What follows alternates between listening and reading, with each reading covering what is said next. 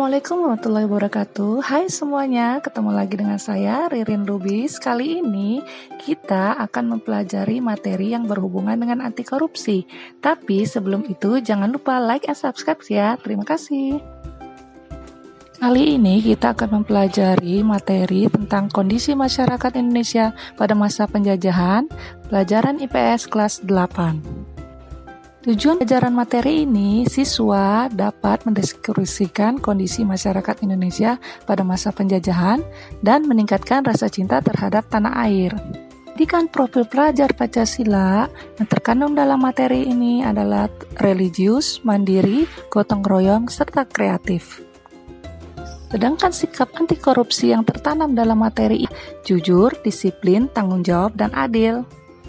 Untuk membuktikan kecintaan kita terhadap tanah air, yuk kita bareng-bareng nyari sorak-sorak bergembira.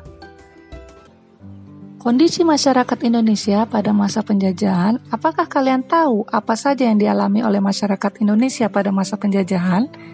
Pemerintah kolonial dengan berbagai kebijakannya telah mengubah masyarakat Indonesia di berbagai bidang. Penderitaan dan kesengsaraan masyarakat Indonesia dialami pada saat masa penjajahan, sehingga bangsa Indonesia bangkit melakukan perlawanan untuk mengusir para penjajah dari bumi Indonesia. Materi ini penting sekali untuk kita pelajari. Selain untuk menambah pengetahuan, juga dapat meningkatkan rasa cinta terhadap tanah air. Mari kita lihat sub materi yang pertama, yaitu menganalisis pengaruh monopoli dalam perdagangan. Apakah kalian pernah melihat tanaman lada dan cengkeh di lingkungan tempat tinggal kalian? Lada dan cengkeh termasuk produk tanaman yang dimonopoli oleh bangsa barat atau VOC ketika mereka menjajah Indonesia.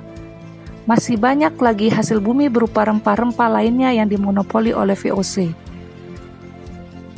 Cengkeh dan lada merupakan salah satu hasil utama masyarakat Maluku.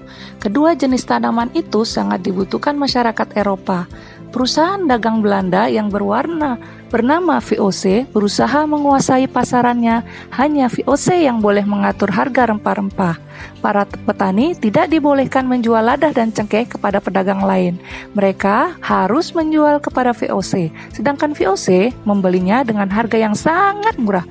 Padahal, jika petani menjual kepada pedagang lain akan mendapatkan harga yang lebih tinggi. Pedagang lainnya pun tidak diperbolehkan membeli dari para petani di Maluku. VOC telah melakukan praktik monopoli yang membuat masyarakat Indonesia saat itu sangat menderita.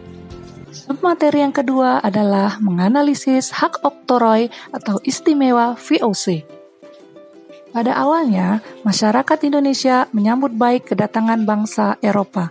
Hubungan dagang terjalin di antara mereka, tetapi ternyata bangsa Eropa dan VOC berusaha memperoleh kekuasaan yang lebih dari sekedar hubungan dagang. Mereka menguasai masyarakat Indonesia dan menjajah. VOC meminta hak istimewa yang sering disebut dengan hak oktroi. Dalam perkembangannya, VOC menjadi penguasa pasar monopoli. Bukan hanya menguasai daerah perdagangan, tetapi VOC dan bangsa Eropa menguasai politik atau pemerintahan. Silahkan kalian lihat di gambar di video ini, hak istimewa oktroi VOC. Tentunya kalian sudah terbiasa mendengar istilah monopoli. Sekarang kita akan ke materi sub 3, menganalisis praktek adu domba dalam perdagangan. Apa yang disebut dengan monopoli? Monopoli adalah penguasaan pasar yang dilakukan oleh satu atau sedikit perusahaan. Praktek monopoli yang dilakukan oleh VOC sangat merugikan masyarakat Indonesia. Tetapi kenapa hal itu bisa terjadi? Mengapa penguasa atau raja-raja pada saat itu membiarkan praktek monopoli terjadi? Ya, benar, hal itu bisa terjadi karena keterpaksaan. Belanda memaksa para raja yang ada di Indonesia untuk menandatangani kontrak monopoli dengan cara baik. Belanda melakukan politik adu domba, memecah belah supaya kerajaan-kerajaan tersebut berperang. Apakah politik adu domba itu? Politik adu domba atau biasa disebut politik pecah belah atau divide et impera adalah kombinasi strategi politik, militer, dan ekonomi yang bertujuan mendapatkan dan menjaga kekuasaan dengan cara memecah kelompok besar menjadi kelompok-kelompok kecil yang lebih mudah ditaklukkan. Pada saat terjadi perang antar kerajaan, Belanda membantu salah satu kerajaan tersebut.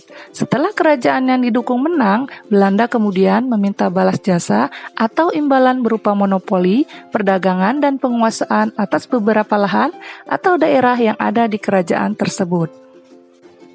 Rakyat kerajaan tersebut terpaksa menjual hasil bumi mereka kepada VOC dengan harga yang sangat murah. Padahal, jika rakyat menjual kepada pedagang yang lain, harganya bisa jauh lebih tinggi.